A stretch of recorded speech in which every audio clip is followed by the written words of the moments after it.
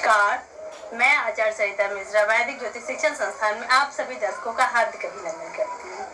आज मैं आप सभी को नक्षत्र के बारे में विस्तार से जानकारी दूंगी कि कुल 27 नक्षत्र कौन कौन से हैं, नक्षत्रों का हमारे जीवन में किस तरह से प्रभाव पड़ता है, नक्षत्रों का नामकरण और विवाह की दृष्टि से नक्षत्रों को कैसे देखना होता है, इसका हमारे जीवन पर क्या प्रभाव पड़ता है, इन सब के बारे में मैं आज आपको विस्तार से जानकारी दूंगी। तो मेरे साथ वीडियो में अंत तक बने रहिएगा। जानकारी अगर अच्छी लगे तो प्लीज़ मेरे वीडियो को ज़्यादा से ज़्यादा लाइक करें। चैनल पर अगर पहली बार आए हैं चैनल को सब्सक्राइब करें, बेल आइकन को प्रेस कर लें और मेरे इस वीडियो को अपने जानने वालों में ज़्यादा से ज़्यादा शेयर करें। और यदि किसी को अपनी कुंडली मुझसे एनालाइज करवानी है तो मेरे मोबाइल नंबर 8383904847 पे कॉल करके मुझसे अपनी कुंडली एनालाइज करवा सकते हैं।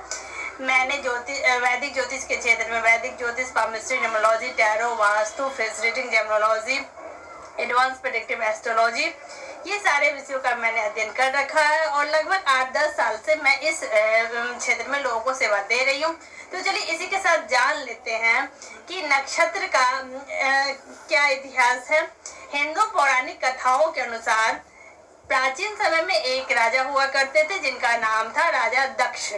राजा दक्ष ने चंद्रमा को अपनी सभी 27 बेटियों की शादी करने का प्रस्ताव दिया। इस प्रस्ताव पर चंद्रमा राजी हो गए और राजा की 27 बेटियां 27 नक्षत्र दिए। हालांकि चंद्रमा इन सभी में सबसे ज्यादा रोहिणी से प्रेम करते थे। ऐसे में कुछ ही समय में चंद्रमा को रानी रोहिणी के साथ समय व्यतीत करना सबसे ज्यादा अच्छा लगने लगा। रोहिणी नक्षत्र में ही चंद्रमा को उच्च का माना जाता है।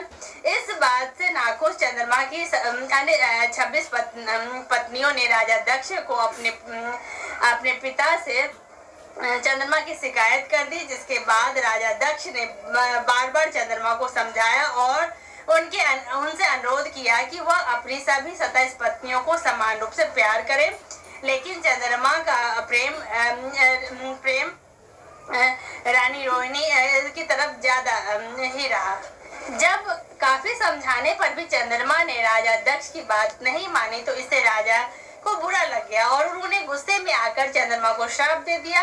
राजा के श्राप से चंद्रमा को क्षय रोग से ग्रसित हो गए और उनकी चमक धूमिल होने लगी। धीरे धीरे करते हुए उनकी चमक समाप्त हो गई लगभग, जिससे पृथ्वी की गति बिगड़ने लगी। ऐसी स्थिति में सभी ऋषि मुनि देवता परेशान हो गए और अंत में भगवान ब्रह्मा की शरण में गए। देवताओं ने हस्तक्षेप किया और राजा दक्ष से चंद्रमा को दिया उनका श्राप वापस लेने का अनुरोध किया। देवताओं ने राजा को वचन दिया कि एक बार अगर आप चंद्रमा को दिया गया श्राप वापस कर लेते हैं तो चंद्रमा अपनी सभी पत्नियों के साथ एक समान समय बिताएंगे और सभी को समान प्रेम देंगे। हालांकि श्राप को पूरी तरह से वापस तो नहीं लिया जा सकता, इसीलिए चंद्रमा की स्थिति में बदलाव देखने को मिलता है। एक माह में 2 पक्ष होते हैं, इसमें से एक पक्ष में चंद्रमा के वरदान के प्रभाव से निखरता है, तो वही दूसरे पक्ष में राजा दक्ष के श्राप से चंद्रमा क्षीण हो जाते हैं नजर आते हैं। देवताओं के वरदान से चंद्रमा शुक्ल पक्ष में अपने तेज पर होते हैं और कृष्ण पक्ष में चंद्रमा धूमिल हो जाते हैं। और यही कारण है कि चंद्रमा 1 महीने की अवधि में सभी 27 नक्षत्रों के माध्यम से अपने चक्र को पूरा करते हैं, जिससे कभी पूर्णिमा की स्थिति बनती है तो कभी अमावस्या की, और इसी दौरान चंद्रमा का आकार घटता बढ़ता नजर आता है। अब जानते हैं कि नक्षत्रों का क्या महत्व है। नक्षत्र शब्द 2 अक्षरों से मिलकर बना है। पहला नक्शा, जिसका अर्थ होता है कि मानचित्र या मैप, और दूसरा तारा। ऐसे में इन दोनों शब्द को जोड़ने पर बनता है नक्षत्र, जिसका अर्थ होता है तारों का मानचित्र। आसमान में तारों के समूह को नक्षत्र कहते हैं और वैदिक ज्योतिष में नक्षत्रों को बेहद ही महत्वपूर्ण माना गया है। चंद्रमा अपनी कक्षा पर चलता हुआ पृथ्वी की एक परिक्रमा को लगभग 27 दिन में पूरा करते हैं। ऐसे में माना जाता है कि चंद्रमा प्रतिदिन तकरीबन एक नक्षत्र में यात्रा करते हैं। ज्योतिष शास्त्र में सबसे सटीक और सही भविष्यवाणी करने के लिए नक्षत्रों का उपयोग किया जाता है। नक्षत्रों को विभिन्न प्रकार के वर्गों के अनुसार वर्गीकृत किया जाता है। जैसे इनकी मूलभूत विशेषताएं, इनकी प्राथमिक प्रेरणा, धर्म, मोक्ष इत्यादि। जन्म जात नक्षत्र के अनुसार बच्चे के जन्म के समय ग्रहों की चाल और नक्षत्र की गणना की जाती है और इसीलिए व्यक्तिगत चार्ट का विश्लेषण प्रदान किया जाता है। हर व्यक्ति का व्यक्तित्व नक्षत्रों पर ही आधारित होता है, क्योंकि आपके पूरे जीवन में नक्षत्रों की चाल, उसके जन्म, व्यक्तित्व, आपकी ताकत और कमजोरियों से संबंधित संपूर्ण जानकारी प्रदान करने की क्षमता रखता है। आपका जन्म नक्षत्र क्या होता है? दरअसल आपके जन्म के समय चंद्रमा जिस नक्षत्र में स्थित होती है उसे आपका जन्म नक्षत्र निर्धारित हो जाता है। हिंदू पौराणिक ग्रंथों के अनुसार बताया जाता है कि ऋषि मुनियों ने आसमान का 12 हिस्सा कर दिया था। उन्हीं 12 हिस्सों को अलग अलग राशियों के नाम से जाना जाता है। इसके बाद इसके सूक्ष्म अध्ययन के लिए 27 अन्य भागों में बांट दिया गया, जिसे हम नक्षत्र कहते हैं। राशि बड़ी होती है और नक्षत्र छोटे, जिसके परिणाम स्वरूप एक राशि के अंदर 2.25 नक्षत्र आते हैं। जानते हैं कि जन्म राशि या जन्म नक्षत्र क्या होते हैं। एक व्यक्ति के जन्म कुंडली में विभिन्न ग्रहों को अलग अलग राशियों में रखा जाता है। इन ग्रहों की विभिन्न नक्षत्रों के अनुसार रखा जाता है। राशि के भीतर नक्षत्र में ग्रह के साथ या उससे जुड़ाव एक महत्व माना जाता है। इन 27 नक्षत्रों को 3 श्रेणियों में विभाजित किया गया है। पहला शुभ नक्षत्र, इसे देवगण भी कहा जाता है। इस श्रेणी में आने वाले नक्षत्रों को देवदूत माना जाता है और यह भगवान की तरह सूक्ष्म और परिष्कृत होती है। इसके बाद दूसरी श्रेणी में आती है मनुष्यगण, जिसे मनुष्य नक्षत्र, मध्यम नक्षत्र माना जाता है। इस श्रेणी में आने वाले नक्षत्र इंसानों की तरह माने जाते हैं और इंसानों की तरह काम भी करते हैं। अंतिम और तीसरी श्रेणी में होता है राक्षसगण, जिसमें अशुभ नक्षत्र भी आता है। इस नक्षत्र के तहत पैदा हुए जातक राक्षस तो नहीं होते, लेकिन उनके अंदर कुछ हद तक बुरे और विध्वंसक प्रवृत्ति अवश्य मौजूद होती है। अब जान लेते हैं कि अपना जन्म नक्षत्र और उस पर आधारित आपकी अनोखी विशेषता क्या रहने वाली है। सबसे पहले अश्विनी नक्षत्र। अश्विनी नक्षत्र को देवगण नक्षत्र की श्रेणी में रखा जाता है। इस नक्षत्र में 3 तारे एक साथ चमकते हुए अश्व के मुंह की तरह प्रतीत होते हैं। अश्विनी नक्षत्र के तहत पैदा हुए जातक सुंदर होते हैं। उन्हें अच्छी तरह से तैयार होना बेहद पसंद होता है। साथ ही स्वभाव में वो शांत होते हैं और आमतौर पर उन्हें आभूषण और दवा चिकित्सा का शौक होता है। दूसरा नक्षत्र भरणी नक्षत्र है। भरणी नक्षत्र मनुष्यगण में रखा गया है। भरणी नक्षत्र की आकृति गर्भ की तरह प्रतीत होती है। इस नक्षत्र में भी प्रमुख रूप से 3 सितारे होते हैं। भरणी नक्षत्र के तहत पैदा हुए जातक अपने जीवन के प्रति बेहद ही उत्साहित होते हैं। इसके अलावा उन्हें अपने जीवन में सुख समृद्धि प्राप्त होती है। उन्हें कभी भी झूठ नहीं बोलते हैं। कृतिका नक्षत्र। कृतिका नक्षत्र राक्षस गण का नक्षत्र है। कृतिका नक्षत्र एक घोड़े की नाल के आकार में 7 सितारों का एक नक्षत्र होता है। कृतिका नक्षत्र में पैदा हुए जातक स्वाभिमानी होते हैं। इनके साथ उन्हें जीवन में शक्ति या सत्ता में रहने की हमेशा भूख बनी रहती है। शारीरिक रूप से मजबूत और स्वास्थ्य हमेशा इनका उत्तम होता है। हालांकि इनके अंदर गुस्सा बेहद अधिक होता है। रोहिणी नक्षत्र। रोहिणी नक्षत्र मनुष्य गण का नक्षत्र है। रोहिणी नक्षत्र बैलगाड़ी के आकार में होता है। रोहिणी नक्षत्र के तहत पैदा हुए जातक सुंदर होते हैं, आकर्षक व्यक्तित्व के धनी। इस नक्षत्र के तहत पैदा हुए लोग ईमानदार, सच्चे, बेहद ही उदार स्वभाव के और चरित्रवान होते हैं। मृगशिरा नक्षत्र। मृगशिरा नक्षत्र को देवगण की श्रेणी में रखा गया है। मृगशिरा नक्षत्र हिरण के चेहरे के आकार में होता है। इस नक्षत्र के तहत पैदा हुए लोग स्वभाव से अंतर्मुखी होते हैं। यह साधारण जीवन जीने में विश्वास रखते हैं और इन्हें आर्थिक पक्ष के लिहाज से कभी परेशानी नहीं झेलनी पड़ती है। धन इनके पास आराम से आता है, लेकिन आमतौर पर इस नक्षत्र के तहत पैदा हुए लोग कुछ डरपोक होते हैं और हीन भावना से ग्रस्त होते हैं। आर्द्रा नक्षत्र। आर्द्रा नक्षत्र को मनुष्य गण की श्रेणी में रखा गया। आर्द्रा नक्षत्र एक रत्न के आकार में होता है। इस नक्षत्र के तहत पैदा हुए जातक बेहद ही भावनात्मक होते हैं, लेकिन ईमानदार और भरोसेमंद बिल्कुल भी नहीं होते हैं।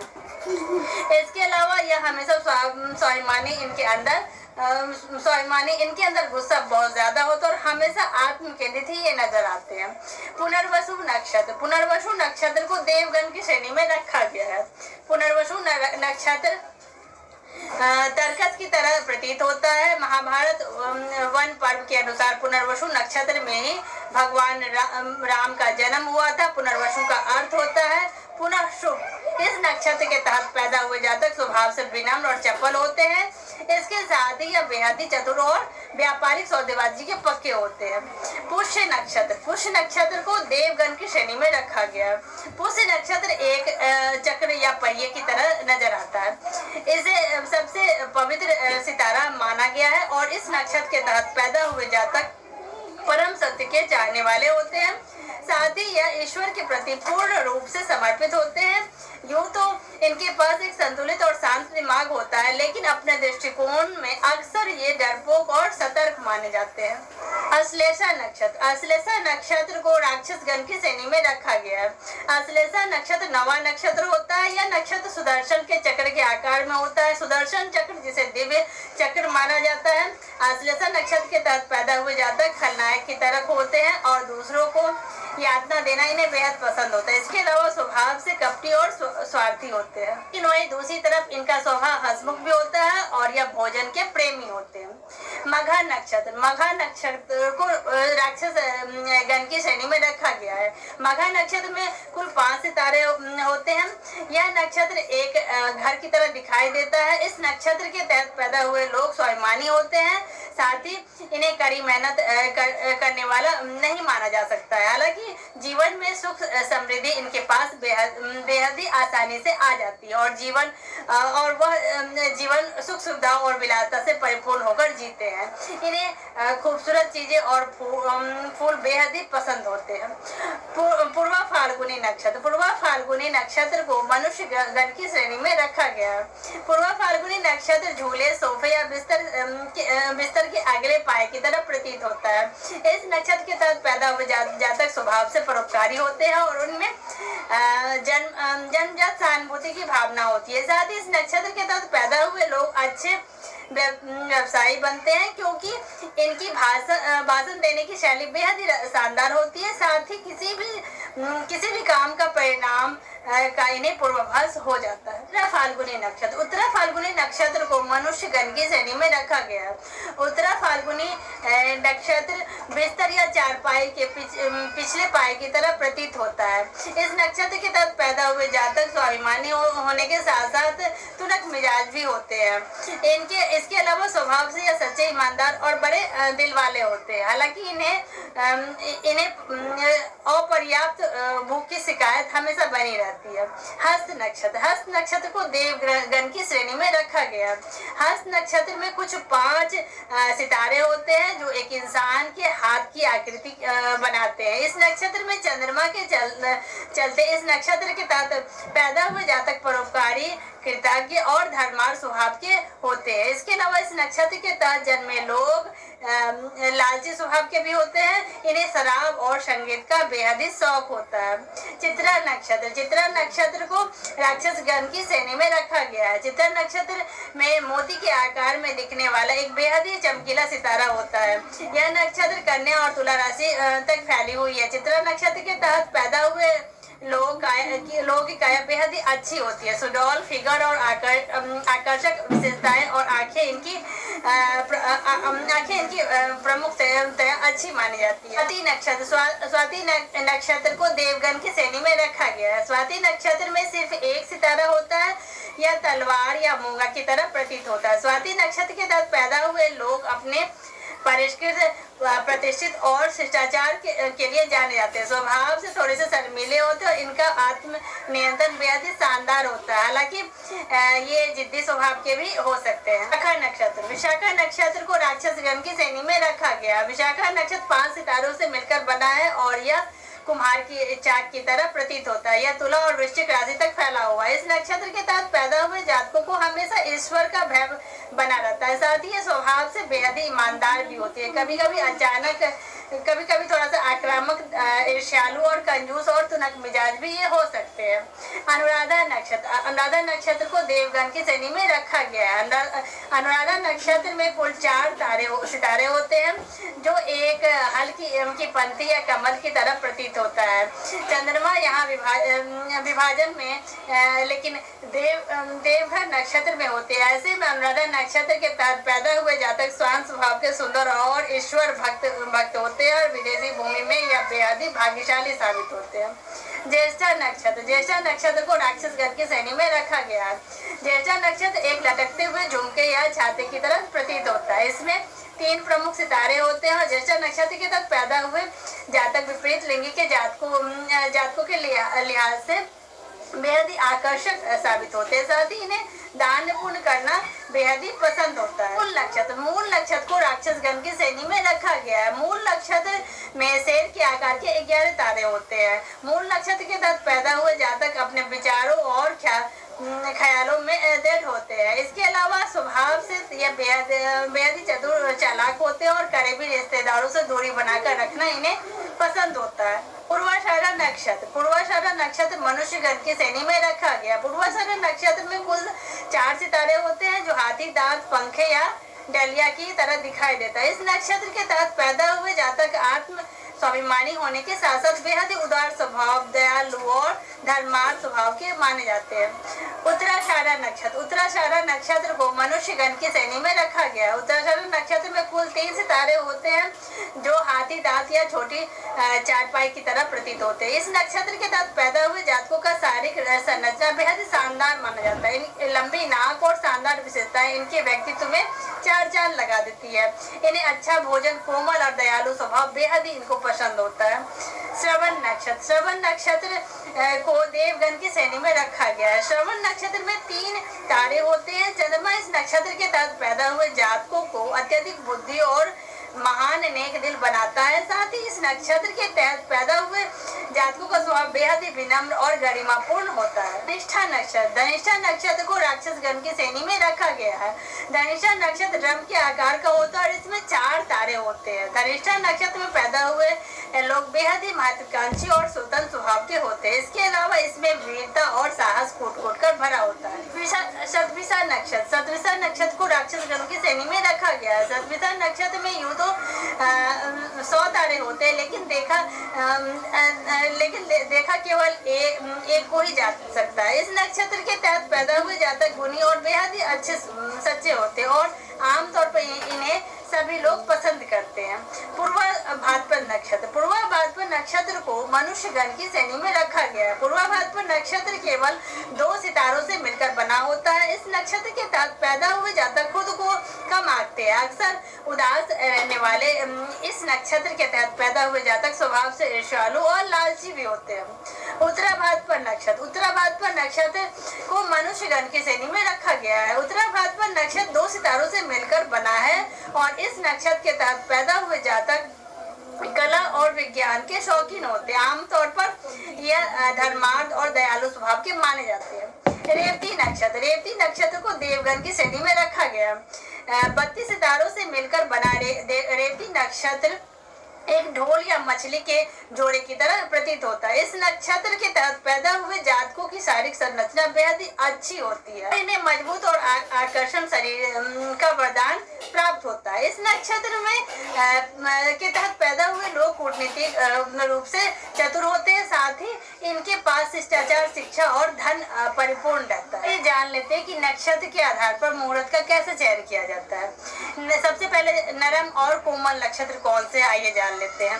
मृगशिरा, अनुराधा और रेवती नक्षत्र वृत्त, सीखने, सामाजिकरण, कामुक सुख, इवेंट, बिजनेस, नए वस्त्र और परिधान पहनने, शादी के उद्देश्य, कलात्मक चीजें, कृषि और यात्राएं के लिए बेहद ही अच्छा माना जाता है।